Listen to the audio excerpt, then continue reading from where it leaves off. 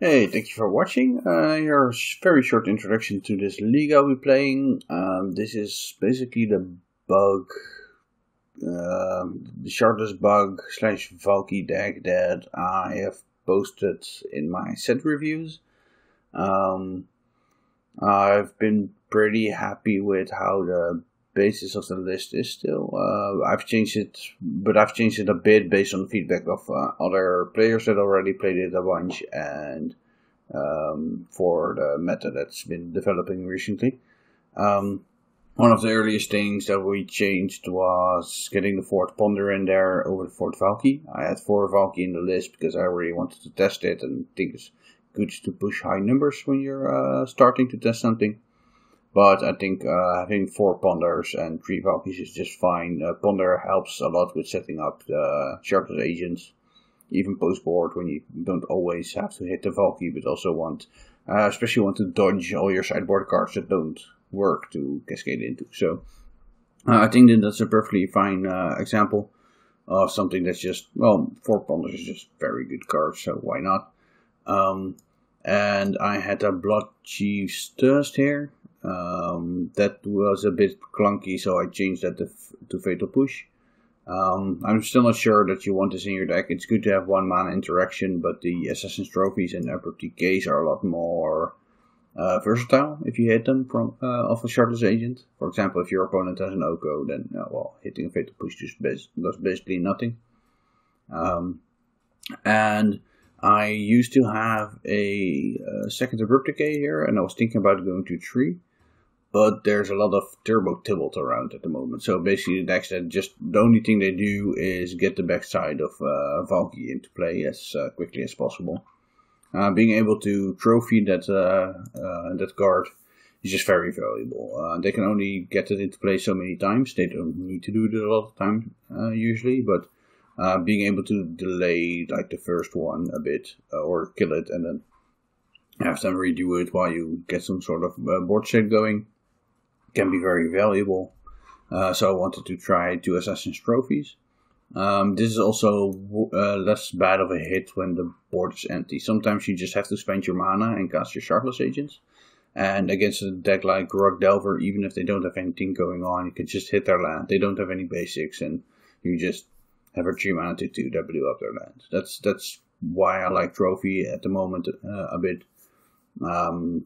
Depending on how well our opponents can use their mana, how many decks have a lot of basics, you can either play Decay or Trophy. But I like Trophy now because of all the Turbo Tibalt decks.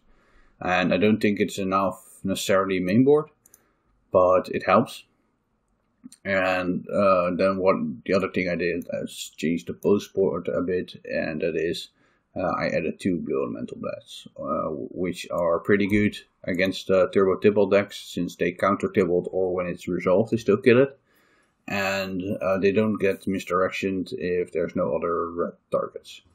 So where Hydroblast will be redirected to a land or the misdirection itself if it's locked into a the counter mode. Blue Elemental Blast you can't do that with. So this dodges misdirection while still being a fine card. I already was thinking about running Hydroblast in a lot of my sideboards because Dreadhorde Arcanist is such a good card. So with the hype around the Turbo Tibalt decks at the moment and Dreadhorde Arcanist still being one of the best creatures in the format, I really like having a Blue Elemental Blast, especially in the MTGO leagues that are going on at the moment. Other than that, I didn't really change anything. I think this is just a pretty straightforward, good stuff deck that just has a very small amount of dedication to being a Cascade Valky list. Cascading into Valky is just more powerful than the other cards that Cascade decks had access to. It's so much better than Ancestral Visions. Drawing 3 cards at once, which gets answered by like Pyroblast, which is already good for you, versus drawing 2 cards, like 2 cards for sure, and then maybe more if they can deal with it. Or if card draw just isn't good enough and you need to impact the board, Valky does that as well. It's Not great if your opponent has a bunch of pressure, since if you kill a creature, it goes down to 2 loyalty. So if your opponent has 2 2/2s around, or like a young Pyromancer with 1 trigger, and it's very easy for them to trigger it again that turn, then yeah, well, you kill a young Pyromancer, they kill your Valky, and there's not that much value to be had there.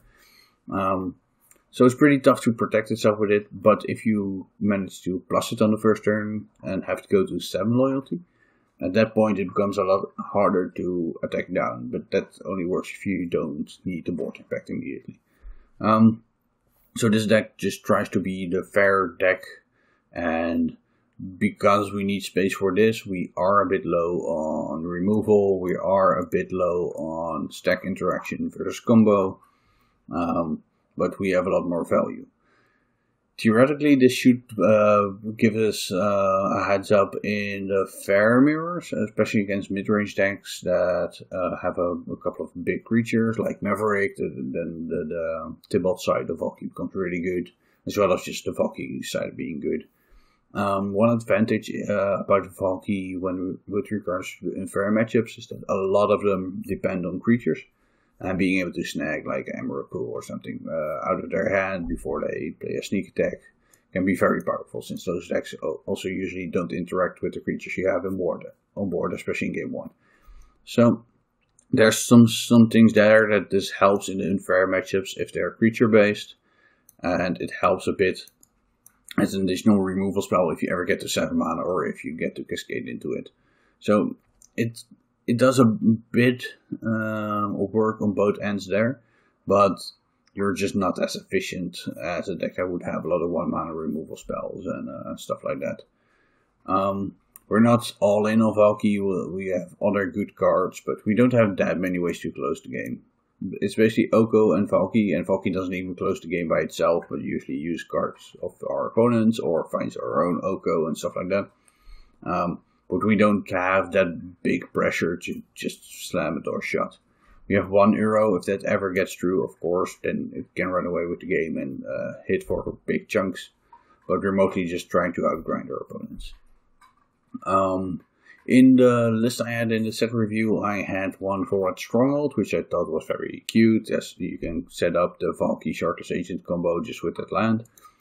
But it's very mana intensive, and I think Karakas also does a number of nice things in decks like this, but it's just a better land overall. I think currently Karakas is a better land than Wasteland in Legacy, and if you can get away with playing a colorless land, you should just play Karakas instead of whatever other option you have, especially in decks like this that want their mana. Like, if you don't need your own mana, Wasteland is fine. Wasteland can be very good in combination with Daze and stuff like that, but if you need your own mana and you have utility slot in your mana base, definitely use Karakas at the moment. In addition to just messing with our opponent's stuff, it's great. It can protect a Valky. If it's very important what it's doing, you can return to your hand and replay it if it's getting targeted with removal spells. Sometimes you just want to see their hand again, or you get into the late game, you bounce your Valky and you get to recast it as Tibalt once you get up to 7 mana. Yeah, not much else here in the main deck that we can use our Karakas for. It's nice that we can bounce our own Uro in response to like a Source to Plowshares, but don't think that comes up too much, especially with just the 1-off Uro. I think this is a very straight up deck. I'm just gonna run this league with it. I haven't been playing a lot of control decks lately, especially this is the first time I play control deck since I started recording, so I hope I'm not gonna run into time issues because, well, I haven't been doing the narrating of my plays that much, and I'm just gonna see how it goes now. I hope we'll just finish the games in time and get to crush some opponents. So let's see what we can do. Now, let's see if fine folks will round run.